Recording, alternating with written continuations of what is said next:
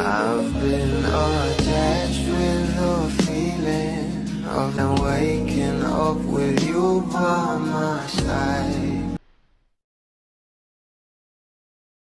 Alam naman natin na ang naging performance ng ating Donnie at Belle sa Christmas Special 2023 ng ABS-CBN ay talagang nag-trending.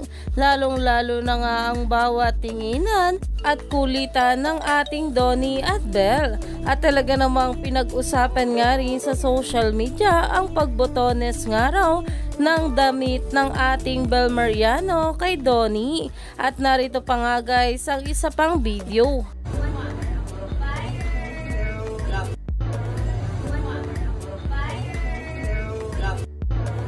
Ayon nga sa post, dressing room and on stage, cute mo Belle, #DonBelle. Naumani nga agad dito ng maraming komento na ayon nga dito, Donnie, next time yung isusuot mo, wala na sanang butones para di kami naiinggit. Ikaw ang mag-adjust sa amin.